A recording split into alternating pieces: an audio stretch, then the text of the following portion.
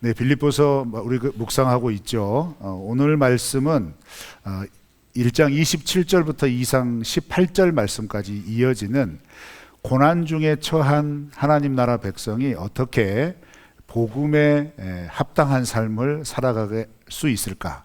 어떻게 살아가면 복음에 합당한 삶이 될 수 있을까? 이것을 나누는, 권면하는 내용으로 구성이 되어 있습니다.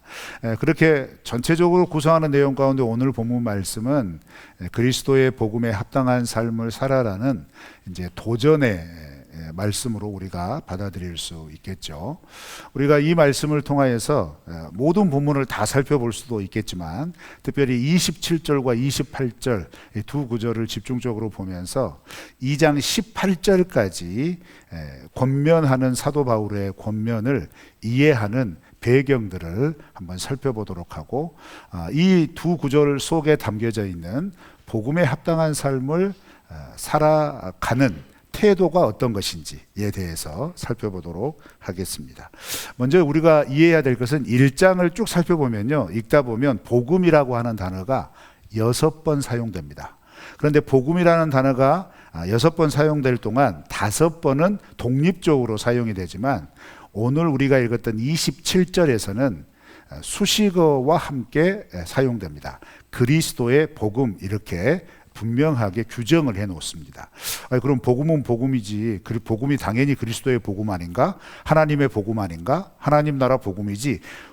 우리는 그렇게 다 이해를 할 수 있어요. 그런데 이 빌립보서가 작성되었던 1세기 당시에 복음이라고 하는 단어는 우리가 지금 교회 안에서 이해하고 있는 복음의 의미와 사뭇 달랐습니다.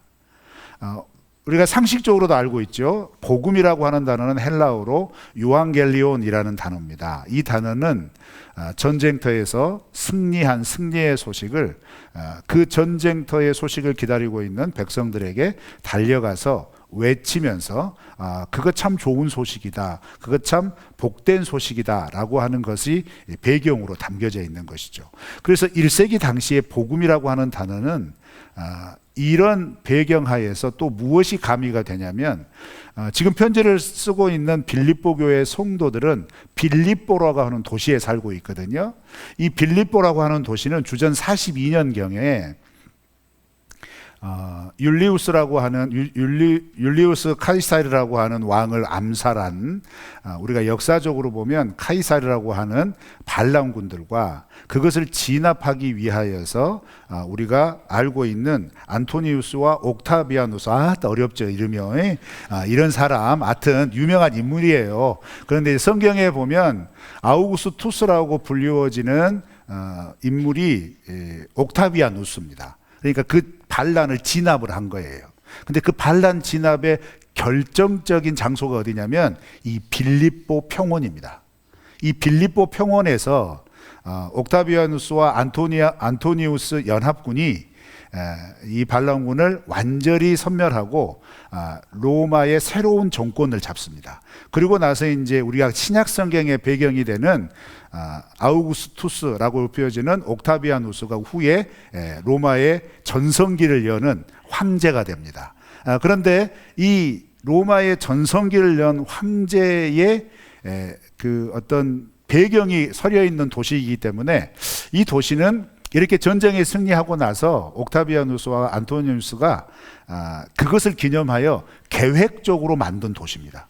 계획적으로 만드는데 왜 이곳에 이 도시를 만들었느냐? 지도를 딱 펼쳐놓고 보면 로마에서부터 시작해서 우리가 알고 있는 지금 현재 터키에, 그리고 그 터키 위쪽 북부지방까지 이르는 만들어 놓은 육로가 있습니다.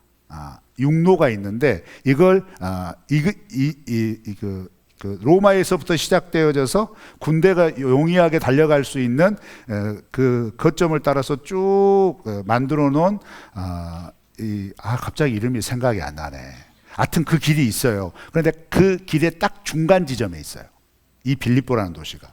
그래서 굉장히 정책적으로 만들어 놓은 도시죠. 그러면서 이 도시를 만들어 놓아서 그러면 이 도시에 사람이 살게 해야 될 거 아니에요. 누구를 살게 하느냐? 이제 무수한 전쟁터에서 살아남은 로마의 군대의 군인들, 퇴역한 군인들을 이곳에 이주시켜서 살게 합니다. 그리고 나서 너희들은 특별한 존재야 라고 하면서 황제가 직접 통치하는 도시로 지정을 해놓아요. 그러니까 그 식민지의 도시가 아니라 로마의 도시로 지위를 높여놨다 이 말입니다. 그래서 거기에서 태어나고 거기에서 로마 시민권을 취득한 사람들은 식민지에 사는 로마 시민이 아니라 로마에 사는 로마 시민의 지위를 얻고 있었다는 얘기죠. 별로 공감이 안 되니까 별로 이렇게 이게 대단한 건 잘 모르시죠. 그때 당시에는 이거 굉장한 자부심이었다 이 말이에요.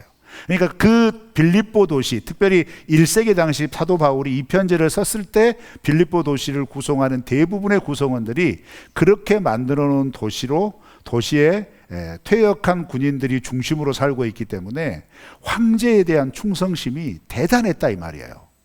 그래서 황제에 대한 충성심이 대단할 뿐만 아니라 이 교인들이 바울이 와가지고 복음이라고 하는 단어를 썼을 때 그들이 예수님을 알기 전에는 그 복음을 어떻게 듣냐면 자기들이 평생을 거쳐서 그 로마의 군인으로 전쟁터를 누비면서 승전가를 울릴 때마다 그 승리의 소식을 전하는 그 소식, 그리고 그러므로 말미암아 제국이 확장이 되잖아요. 로마 제국이.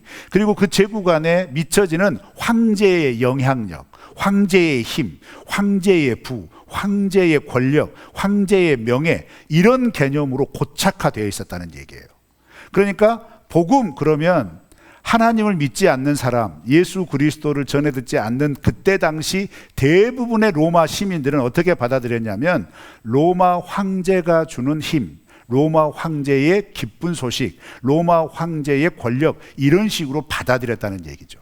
그래서 사도 바울이 빌립보 교회 성도들에게 그 빌립보에 사는 성도로서의 삶을 살아가는 그의 지체들에게 강조를 한 겁니다. 그렇게 로마의 복음 말고 그리스도의 복음이라고 분명하게 규정을 해 놓은 거예요. 그러면 그리스도의 복음이 뭐냐? 로마의 복음과 그리스도의 복음의 차이가 뭐냐? 로마의 복음은 힘의 복음이에요. 힘으로 쟁취하고 탈취해서 억압하고 속박하여서 누리는 평화. 아시죠? 팍스 로마나. 우리가 역사적으로 상식적으로 알고 있는 단어인데 힘에 의한 평화잖아요. 그래서 그 힘을 누리는 사람은 한없이 좋은 거지만 그 힘에 눌린 사람은 어떻게 되죠? 민족, 백성, 나라는 굉장히 고달픈 거란 말이죠. 그래서 그런 평화를 의미하고 그런 평화로운 소식을 알리는 큰 틀의 단어가 복음이라는 단어였다는 거예요. 1세기 당시에는. 그런데 그런 대부분의 황제와 연관되어져서 힘의 논리, 부의 논리, 명예의 논리, 권력의 논리로 인식되어지는 그 단어에 바울이 그리스도의 복음이라고 하는 개념을 입힌 겁니다. 그러면 그리스도의 복음은 뭐냐? 예수 그리스도로 말미암아 전해지는 좋은 소식인데 그게 힘을 누릴 수 있고 권력을 누릴 수 있고 부를 누릴 수 있고 명예를 누릴 수 있는 그런 소식이 아니라 예수님처럼 예수님이 우리에게 보여주신 그 사랑과 자비와 긍휼과 그 은혜로 인해서 우리가 구원받았다라고 하는 그 소식을 복음이라고 표현을 한 거예요. 그래서 그 복음을 들은 백성들은 그 복음에 반응하여 하나님 나라 자녀, 하나님 나라 백성이 됐다고 스스로 여기는 사람들은 당연히 그 예수님의 사랑, 예수님의 섬김, 예수님의 어떤 은혜, 자비, 긍휼, 그런 것들을 우리의 삶의 가치로 삼아라 라는 거죠. 그런데 이런 단순한 상식적인 의미보다 우리가 좀 더 깊게 살펴봐야 할 것은 뭐냐면 먼저 27절을 다시 한번 읽어볼까요? 시작!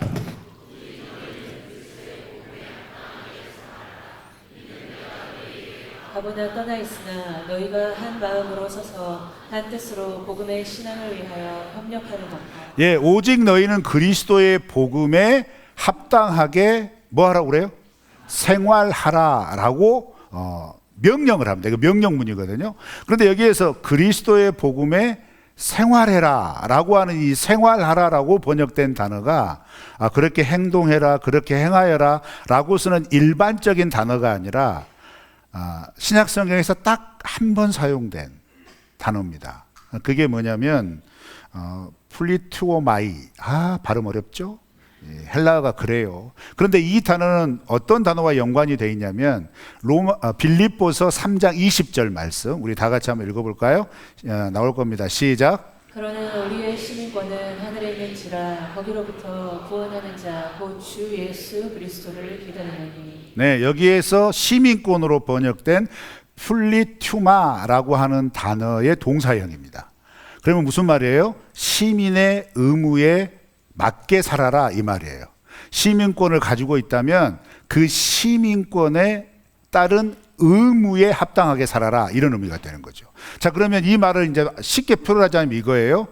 바울이 빌립보 성도들에게 그리스도의 복음에 오직이라고 하는 단서를 달죠. 여기서 오직이라고 번역된 단어는 또 다른 말로 다른 번역 성경에서는 어떤 일이 있든지 어떤 상황에서든지 라고 번역이 되어 있습니다. 그러니까 어떤 일이 있든지 어떤 상황에서든지 그리스도의 복음에 합당하게 하늘의 시민권을 소유한 답게 생활해라 이 말이에요. 그리스도의 복음이라는 건 하늘 시민권을 가지고 있는 그 시민의 의무를 다하는 삶이다. 이렇게 번역을 할 수가 있다는 얘기죠. 그러면 이것은 우리가 오늘날로 이해했을 때 어떻게 하냐면, 여러분 우리는 대한민국 국민이죠. 그러죠? 해외여행 많이 다니시니까 해외에 나갔을 때 꼭 지참해야 될 게 뭐죠? 네, 카드 잃어버려도 뭘 잃어버리면 안 됩니까? 여권 잃어버리면 안 되죠. 왜요? 이 여권이 내가 대한민국 국민이라는 것을 증명하고 그 대한민국 국민으로서의 권리를 누릴 수 있게 하죠. 그런데 이걸 잊어버렸을 때는 어떻게 돼요? 그 권리에 따른 보호를 받지를 못해요. 그러면 그런 권리만 누릴 수 있는 게 대한민국 여권인가요? 대한민국 여권을 소지한 대한민국 국민답게 의무를 다해야 돼요. 그죠? 대한민국 국민으로서의 의무를 다해야 한다는 얘기죠. 이걸 빗대서 그대로 설명한 겁니다. 구원받은 하나님 나라 백성은 하늘의 시민권을 받았다. 이게 빌립보서 3장 20절 말씀이에요. 그러면 이 시민권, 플리투마를 가지고 있는 너희들은 플리투오마이, 그 시민권을 가진 사람답게 행동해야 된다라는 거죠. 그 하늘의 시민권을 가진 사람답게 행동하는 것은 그리스도의 복음에 합당하게 사는 거다라는 겁니다. 그러면 그리스도의 복음은 뭐냐? 로마의 복음이 아니라는 거예요. 힘으로, 부로, 권력으로, 명예로, 지위로, 우리가 알고 있는 세상의 방법과 가치로 거기에 얽매여서 사는 게 아니라 이제 하늘 시민권을 받았다면 하나님 나라 복음으로, 하나님 나라의 가치로 살아가는 것이다. 그 하나님 나라의 가치에 의무를 다하라, 이런 의미입니다. 여러분, 우리가 이 말씀이 우리에게도 하시는 말씀인 것을 받아들이시길 바랍니다. 그럼 그렇게 의무를 다하기 위해서 받아들이는 태도가 필요하다는 거예요. 이걸 어떻게 받아들일 거냐, 어떻게 이것을 감당할 거냐라는 거죠. 이 어떻게 감당할 것인지에 대해서 27절과 28절에서는 크게 세 가지로 이야기를 합니다. 우리 27절과 28절을 다시 한번 읽어볼까요? 시작. 오직 너희는 그리스도의 복음에 합당하게 생활하라. 이는 내가 너희에게 가거나 떠나 있으나 너희가 한 마음으로 서서 한 뜻으로 복음의 신앙을 위하여 협력하는 것과 무슨 일에든지 대적하는 자들 때문에 두려워하지 아니하는 이 일을 듣고자 함이라. 이것이 그들에게는 멸망의 증거요 너희에게는 구원의 증거니 이는 하나님께로부터 난 것이라. 아멘. 먼저 27절을 보실까요? 27절을 보시면 제가 두 군데의 색깔을 달리 표현을 해놨어요. 두 가지의 태도가 있다는 얘기죠. 첫 번째 태도는 뭐냐면 한 마음으로 서라, 이렇게 얘기해요. 그리스도의 복음에 하나님 나라 시민권을 가지고 있는 사람의 첫 번째 생활의 태도는 한 마음으로 서야 한다. 여기서 한 마음으로 개역개정은 번역했는데 이 단어는 영이라고 하는 단어거든요. 그래서 한 성령으로 이렇게 번역해도 무방합니다. 근데 이게 오히려 맞아요. 왜냐하면 2장을 넘어가서 무슨 성령의 교제가 있다면 이런 성령의 교제, 이게 연결이 되잖아요. 그러면 문맥상으로 보았을 때 그리스도의 복음에 합당한 생활을 하기 위한 첫 번째 태도는 한 성령으로 굳게 서라, 서 있어라 이렇게 표현하는 겁니다. 그리고 서다, 서서라고 하는 표현이 굉장히 재밌는 표현인데 우리는 그냥 이렇게 딱 서 있는 거 이렇게 생각하지만 이 단어는 어떤 단어냐면 그 전쟁터에서 전쟁을 할 때 군사들이 대열을 만들죠. 대열을 만든단 말이에요. 근데 이 대열을 흐트러뜨리지 말고 이런 의미예요. 이 대열대로 서라 이 말이죠. 그 말은 무슨 말이냐면요, 우리가 그리스도의 복음에 합당한 신앙생활을 할 때 많은 성도님들이 그 착각을 할 수 있고 오해를 할 수 있는 부분이 뭐냐면 나만 예수 잘 믿으면 되지 이렇게 생각할 수 있다는 거예요. 그런데 하나님을 따라 예수 그리스도를 믿고 살아가는 신앙의 걸음은요, 나만 믿고 나만 잘 믿고 나만 그 믿음으로 잘 살면 되는 게 아니라는 거예요. 함께 하라는 거예요. 함께 할 때 함께 하는데 어떻게 함께 하느냐? 성령께서 하나 되게 하신 것을 힘써 지키라라고 하는 바울의 다른 권면도 있잖아요. 즉 성령의 이끄심에 하나가 돼서 서 있어라. 그런데 어떻게 서 있느냐? 여러분 고대 전쟁은요, 공격하는 데서 막 밀고 들어올 때 여가 많이 보셨죠? 지휘관이 움직이지 마라, 대열을 유지해라 막 그러죠. 나만 그런 영화 봤는가? 그럼 보잖아요. 쫙 서 있어서 절대 이 대열을 흐트러뜨리면 안 된다는 거죠. 이런 설명보다 저는요, 군대를 데모 진압하는 군대를 나왔습니다. 정경이라 그러죠. 저를 그렇게 험악하게 보지 마세요. 이건 나라의 부름을 받고 어쩌다 보니 제가 거기에 서 살게 된 거였어요. 생활을 한 거죠. 근데 제가 그래서 이 말씀을 정확하게 압니다. 정경들이 데모를 하러 딱 나갔을 때, 지금은 그런 거 별로 없어요. 아마 저 시대의 마지막 우리 위의 세대와 제 세대에 있어서 아마 제가 이렇게 데모를 어느 정도 치열하게 했을 때, 시위대가 막 돌 던지고 화염병 던지고 막 쇠파이프 휘두르고 막 그랬을 때 마지막으로 이렇게 막았던 세대가 아닐까 싶어요. 그 이후로는 점점 누구라들이고 뭐 농민운동 할 때나 뭐 이런 일이 있었던 그런 시대거든요. 근데 제가 복무를 하면서 신병 때 아주 그냥 귀에 인이 막히도록 들었던 게 뭐냐면, 진압을 나갈 때마다 뒤에 있는 선임이 이 경찰봉을 가지고 제 하이바를 딱 때리면서 정신 차려, 물러나면 안 돼, 절대 흐트러뜨리지면 안 돼, 틈을 보이면 안 돼, 그러면서 허리춤에 있는 혁대를 딱 잡고 한 손으로는 막 경찰봉을 때리면서 정신 차려 딱, 그러면서 절대 움직이지 말라는 거예요. 그래서 이게 참 이게 기가 막, 근데 안 움직일 수가 없잖아요. 막 밀고 들어오고 뭐 던지고 그러고 화염병 던지고 그러면 틈이 벌어질 수 있고 그러잖아요. 근데 이 단어가 그 단어라는 거예요. 그 자리에 딱 서 있어라. 절대 틈을 보이지 말아라. 그 틈으로 끼어들지 못하게 해라. 이런 의미로 한 성령으로 서서라고 표현을 한 겁니다. 그게 무슨 말이죠? 여러분, 사단은요, 교회를 분열시키기 위해서 틈을 만들고 비집고 들어옵니다. 그런데 이런 사단의 유혹에 대하여 이길 수 있는 건 뭐예요? 대적할 수 있는 게 뭘까요? 그건 틈을 만들지 않는 거예요. 흐트러뜨림 없이 대열을 유지하는 거예요. 그런데 그것은 내가 충분히 나 혼자 할 수 있어, 이게 아니라 함께 하는 거라는 얘기예요. 바울이 이 얘기하고 있는 겁니다. 여러분, 그래서 신앙생활은 결코 홀로 서기가 안 됩니다. 홀로 서서는 안 됩니다. 신앙생활은 함께 연대하는 거예요. 스크럼을 짜서 이렇게 흐트러지지 않게 하는 거예요. 이거 굉장히 중요한 개념입니다. 바울이 그 부분에 대해서 분명하게 이야기를 하고 있는 거예요. 그런데 이 단어를 딱 썼을 때, 여러분, 빌립보의 대부분의 시민들은 누구라고 그랬죠? 퇴역 군인들. 로마 군대 영화 보세요. 로마 군인들도 방패 들고 있다가 방어할 때 어떻게 해요? 쫙 일렬로 서가지고 딱 방어 대응을 취하잖아요. 그래서 막 그 절대 흐트러뜨리지 말고, 지휘관이 앞에 말 달고 달리면서 흐트러뜨리지 마라, 막 그러잖아요. 막 똑같은 거예요. 그러니까 이 빌립보교의 성도들은 이 단어 딱 한마디 들으면, 아, 신앙생활은 이렇게 하는 거구나, 단박에 이해가 된다 이 말이에요. 근데 우리는 제가 이렇게 제 군대 생활까지 이야기를 하면서 얘기를 해도 별로 공감이 안 될 수 있다 이 말이에요. 왜요? 이게 사실 우리의 삶의 가치관이 아니고 세계관이 아니거든요. 1세기 당시의 세계관은 그런 세계관이었다 이 말입니다. 그래서 말 한마디만 딱 하면 아 그래 신앙생활은 바로 이렇게 하는 거구나 알 수 있는 거예요. 그런데 이것을 오늘날 우리의 언어로 이제 치환을 시키자면 어떤 거겠어요? 사단이 우리의 신앙을 무너뜨리려고 할 때 어떻게 쉽게 무너뜨릴 수 있을까요? 다른 거 아닙니다. 그 한 사람을 쏙 빼내면 됩니다. 한 사람의 시험이 교회 전체의 시험이 들게 만들 수 있어요. 그렇죠? 한 사람의 말이 공동체 전체를 흔들어 버릴 수가 있거든요. 그렇게 왔을 때 그 한 사람이 빠지려고 하고 그 한 사람이 흔들려서 뭔가 틈이 생기려고 했을 때 그 옆에 있고 함께 있는 지체들이 어떻게 하라는 거예요?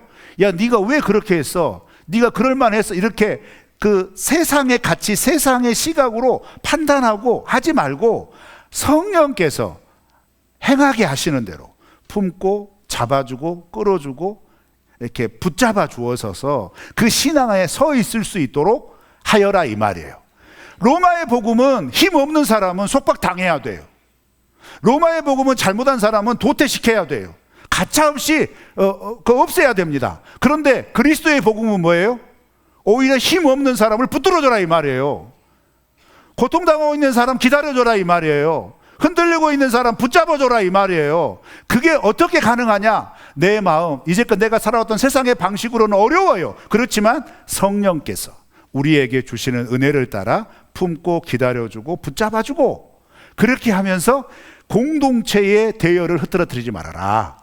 이렇게 얘기하고 있는 겁니다. 우리 더 온누리교회가 그런 교회 되기를 바랍니다. 우리의 목장 모임이 그런 모임이 되기를 바랍니다. 우리의 전도회 모임이 그런 모임이 되기를 바랍니다. 그 다음에 두 번째 태도는 뭐냐면요. 27절 다시 한번 띄워주실래요? 한 뜻으로 복음의 신앙을 위하여 협력해라. 이게 두 번째 태도예요. 근데 여기서 한 뜻으로 번역된 단어는 푸시케예요. 뜻으로 번역된 단어가 푸시케. 푸시케는 혼, 영혼 뭐 이렇게 우리 잘 알고 있잖아요. 아주 일상적인 상시적인 단어 중에 하나인데요. 근데 이걸 문맥으로 놓고 보면 마음으로도 번역이 될 수 있어요. 그러니까 같은 마음으로 복음에 협력하는 일을 복음의 신앙을 위하여 협력해라 이렇게 말해요. 협력해라. 여기서 협력하다라고 하는 동사는 또 어떤 동사냐면요. 운동 경기를 함께 하는 것처럼. 이게 운동 경기 용어예요. 그러면 첫 번째 태도는 군사 용어를 썼고 두 번째 태도는 운동 경기의 용어를 썼어요. 여러분 우리 성도님들 잘 아실 겁니다. 우리 여자 성도님들은 잘 모를 수도 있겠지만 축구 좋아하시죠? 축구 잘하려면 어떻게 해야 됩니까? 메시 한 사람만 있으면 되나요? 아니죠. 조직이 맞아야 돼요. 조직력이 있어야 되거든요. 그렇죠? 그래도 우리는 다 필요 없어. 손흥민 한 사람만 있으면 돼 하면서 할 수 있어요. 그렇지만 한계가 있다 이 말이에요. 축구를 아기자기하고 재밌게 하고 뭔가 승리로 이끌어가려면 팀워크가 잘 맞아야 한다 이거예요. 여기서 협력한다는 건 팀워크예요. 그러면 축구하다 보면 실수할 수 있잖아요. 막 달려가지고 착 왔어요. 그래서 탁 올려줬는데 사람한테 안 가고 저리 가버려. 그러면 조기축구 많이 해보셨죠? 저도 그래서 참 조기축구 할 때 힘든데 목사님들도 그렇게 해갖고 안 되잖아요. 그러면 아이씨 막 그런단 말이에요. 도대체 어디다 난리냐고, 축구 구력이 몇 년이냐고 막 이래요. 그러면 미안해 그렇게 할 수 있는 거지 뭐. 이렇게도 아니에요. 승부의 세계 앞에서는 얼마나 냉철한지 몰라요. 그래요. 근데 여러분 그렇게 울그락불그락 하다가 축구하다 보면 그게 팀워크가 잘 맞습니까? 아예 안 맞거든요. 그래서 그러잖아요. 그냥 우리가 뭐 죽자 살자고 하는 게임도 아니고 우리 건강을 위해서 하는 건데 그냥 우리 웃으면서 합시다. 그렇게 시작했지만 운동 경기에서 시간이 지나다 보면 웃음으로 시작했다가 분노가 치밀죠. 그래서 분노를 누르지 못하면 분위기가 깨져요. 그럼 뭐 탈이 반드시 납니다. 그래서 운동 경기에서는 자기 감정을 다스리는 게 제일 중요합니다. 그렇죠? 특히 단체 종목일수록 자기 감정의 표출 때문에 전체 분위기가 흐트러질 수 있거든요. 여기에서 복음의 신앙을 협력한다라고 하는 건 뭐예요? 우리가 하나님 나라 복음으로 그리스도의 복음으로 하늘의 시민의 의무를 다하는 삶을 살아야 된다라고 하는 그 전체적인 방향성 앞에 가끔 가다가 툭 튀어져 나오는 잘못한 사람이 생길 수 있잖아요. 좀 부족한 사람이 나올 수 있잖아요. 그렇죠? 그랬을 때 여기서 협력하다라고 하는 단어는 뭐냐면 용납해줘라, 이해해줘라, 함께 해야 된다. 그래서 이 운동 경기의 용어로 표현하자면 복음에 합당한 삶은 뭐냐? 복음을 위하여 함께 경기하는 거다. 이렇게 이야기할 수도 있는 거예요. 함께 운동하는 거다. 재밌게 운동하기 위해 운동의 효과를 누리기 위하여 내가 조금 마음에 안 들더라도 따라오는 사람 기다려주고 이러면서 팀워크를 맞춰줘라, 이런 의미가 되겠죠. 그런데 그렇게 협력하는 것이, 자, 우리 성도님들 경험해 보셨을 거예요. 그게 쉬운가요? 쉽지 않습니다. 쉽지 않아요. 쉽지 않기 때문에 바울은 뭐라고 얘기해요? 한 마음처럼, 한 영혼과 같이. 이게 다른 사람이 아니다 이 말이에요. 다른 사람이, 그 사람이 곧 나다 이 말이에요. 이런 마음을 가지고 하라는 얘기죠. 아이고, 이해를 하라는 얘기죠. 우리가 흔히 말하는 역지사지예요. 그죠? 그런 마음으로 좀 기다려줘라 이 말이에요. 그렇게 하면서 그 복음의 신앙으로 살아가는 것을 함께 살아가라. 그래서 첫 번째 태도와 두 번째 태도에 공통점이 있어요. 그것은 결국 그리스도의 복음에 합당한 삶을 살아가는 것은 함께 하는 거라는 거예요. 공동체로 하는 거라는 거예요. 공동체 안에서 그것들이 서로 부대끼면서, 서로 기다려주는 시간들을 통해서, 서로 허용하고 유연한 마음들을 통하여서 어떻게 된다는 거죠? 이루어져 간다라는 겁니다. 여러분, 우리 도오누리 공동체가 그렇게 이루어져 가고 있음을 믿습니다. 신앙생활 하다 보면 왜 저렇게 신앙생활 안 돼? 아이고 진짜 그냥 꼴보기 싫다, 이런 사람 있죠? 그래서 어떻게 해야 돼요? 내가 그랬어 이러면 되는 거예요. 내가 저때 그랬어 이러면 되는 거죠. 자, 다 같이 한번 해보실까요? 내가 저때 그랬어. 그러면 받아들일 수 있잖아요. 나만 그런가?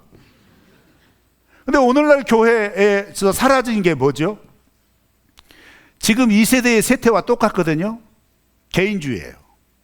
함께 하는 것을 어색해 합니다. 함께 하는 것을 불편해 합니다. 함께 하는 것을 꼭 이렇게 해야 돼요? 그냥 능률적으로, 합리적으로 그냥 내가 알아서 하면 되지 않나요? 제가 할 것만 얘기해 주세요. 이렇게 얘기해요. 무슨 사역을 하는데 특징이 나타나요. 예전에는 으쌰으쌰 함께 합시다. 그러면서 특징이 있죠. 청년에서 청년부가 변화된 게 그건데요. 예전에 지금이라도 그렇게 하신가 모르겠지만 청년들은 딱 모여서 우리 무슨 수련회 준비 때문에 모입니다. 그러면 모여서 회의하는 시간보다 뭐 하는 시간이 더 많죠? 노는 시간이 더 많죠. 모여서 기도하는 시간보다 기도하기 위해서 워밍업이 필요한데 그 워밍업이 기도하는 시간보다 몇 배가 되죠. 그렇죠? 그런데 이게 뭐 이렇게 다 하나? 이게 합리적이지 않다. 그래서 굉장히 T형을 가진 지체들은 거기에 분노합니다. 그래서 시험 들어서 교회를 안 나옵니다. 그런 지체들 많습니다.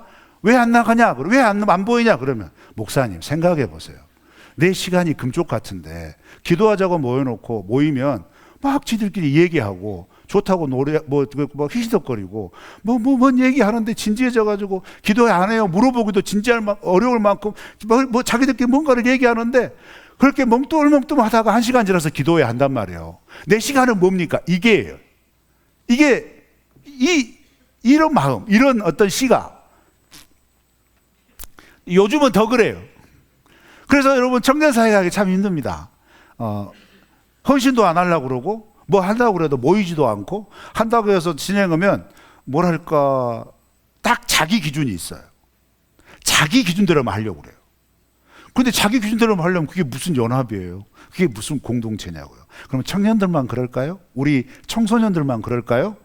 여러분들은요? 여기 계신 성도님들은 어떠세요? 뭐 그렇게까지 설명할 필요 없고 한 가지 더 얘기를 들어볼까요? 지금 이 2부 예배에는 등록하지 않으시고 우리 공동체 예배가 그저 좋으셔서 오신 분들이 있습니다. 좋죠. 그렇게 오셔서 예배를 해보고 하시면 좋습니다. 그런데 언제까지 그렇게 하실 겁니까? 언제까지 도대체? 그렇게 하시면 신앙생활이 회복이 되시던가요? 아니요. 신앙생활은요 리스크를 감수하면서 가는 거예요. 그래서 시험 들 수도 있고 고통당할 수도 있거든요. 그런데 아세요 여러분? 공동체 안에서는 시험 들 수도 있지만 주시는 은혜가 더 클 수 있습니다. 공동체 안에서는 꼭 이렇게 해야 되나? 내 기준에 안 맞을 수 있고요. 내 시각에 틀릴 수도 있고요. 내 방법이 아니어서 참 답답해 보일 수 있거든요. 그런데 그 일을 통하여 하나님의 영광이 드러납니다.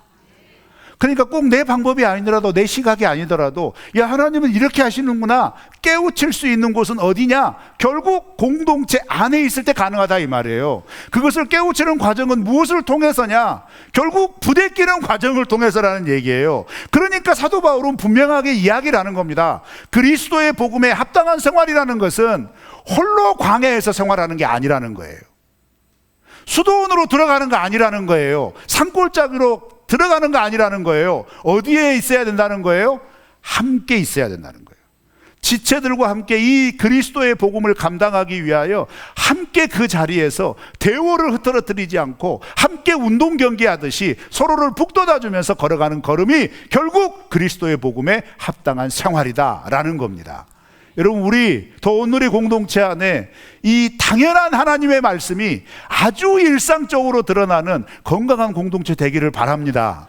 혹시 마음에 어려움이 있고 시험이 있어서 이 신앙을 회복하는 과정에서 홀로 예배를 참석하시는 분들도 있을 수 있어요. 그래서 우리 더 온누리 교회는 오시면 뭐 등록하시라 이런 말 일절 안 합니다. 알아서 다 하셔요. 그래서 어떤 분들은 3년 지나서 하시는 분도 있고요, 어떤 분들은 2년 지나서 하시는 분들도 있고요, 어떤 분들은 기가 막히게 어쩌다가 가끔 가다가 한 2주 참석하고 예배 참석하고 등록하시는 분이 있어요. 그러면 제가 간곡하게 권면합니다. 후회하지 않으시겠어요? 이렇게 말해요.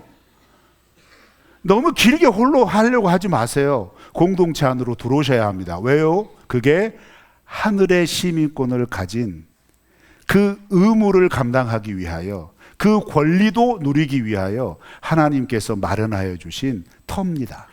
그게 공동체입니다. 그 안에서 이 바울이 말한 복음에 합당한 삶을 힘있게 살아내시기를 주의 이름으로 축원합니다. 그 다음에 세 번째는 뭐냐면요, 28절 말씀이에요. 28절에 보면 이렇게 표현하죠. 무슨 일이든지 대적하는 자들 때문에 두려워하지 말아라. 이것은 굉장히 중요한 건데요, 빌립보라는 도시 자체가 황제 직할 도시이기 때문에 무엇이든지 로마 중심으로 돌아가요. 로마의 가치로 돌아가요. 그런데 그 안에서 이제 그리스도를 믿고 하나님 나라 백성이 되어서 나는 이제 하늘 가치로 살아간다, 하나님 나라 말씀을 따라 살아간다라고 살아가게 되었을 때 이제껏 아무 탈이 없었던 그 사회에 진동이 일어나기 시작합니다.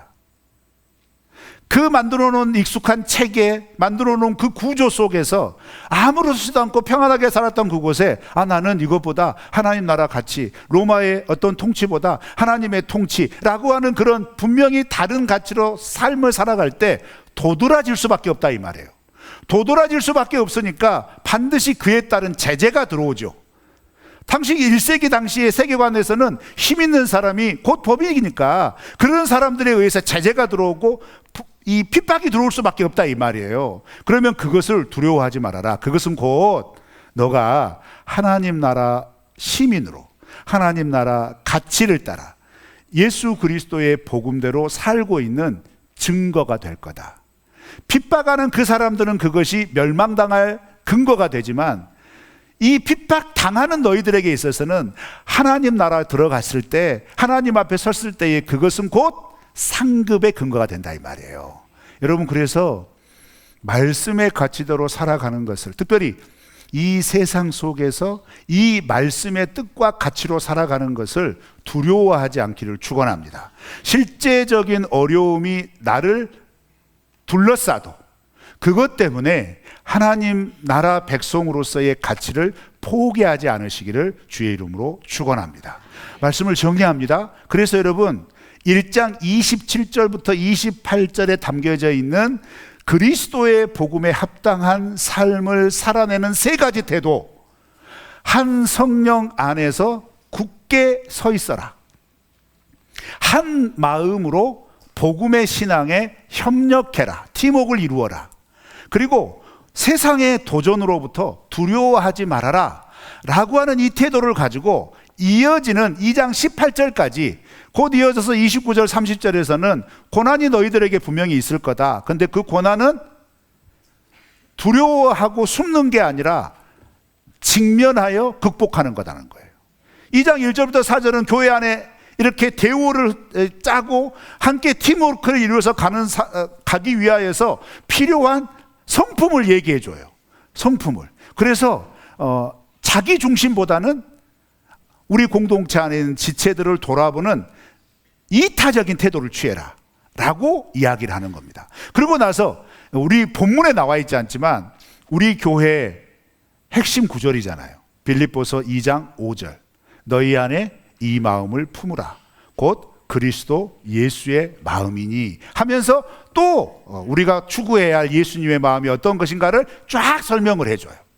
사랑하는 성도 여러분, 우리가 걸어가야 할 길은 결국 이 세상의 가치와 충돌될 수밖에 없고 이 세상에서 당연하게 여기는 것을 어색하게 거부하면서 하나님께서 가르쳐 주신 길을 걸어갈 수밖에 없는 걸음이 구원받은 하나님 나라 백성의 길인 줄로 믿습니다. 그런데 그 걸음을 그렇기 때문에 사도 바울이 얘기하는 거예요. 떳떳하게 걸으라는 거예요. 당당하게 걸으라는 거예요. 왜냐하면 우리는 하늘의 시민권을 갖고 있기 때문에 그 시민으로서의 그 가치를 따라 걸어가는 거라는 거예요. 그게 하나님 나라의 옳은 길이라는 거예요. 그런 길을 걸어갈 때 세상이 말하는 세상의 복음에 귀를 열지 말고 마음을 뺏기지 말고 오직 그리스도의 복음에 마음의 중심을 삼고 그것을 기억하여서 붙잡아서 홀로 분투하지 마시고 함께 걸어갈 수 있는 우리 믿음의 공동체 되시기를 주의 이름으로 축원합니다.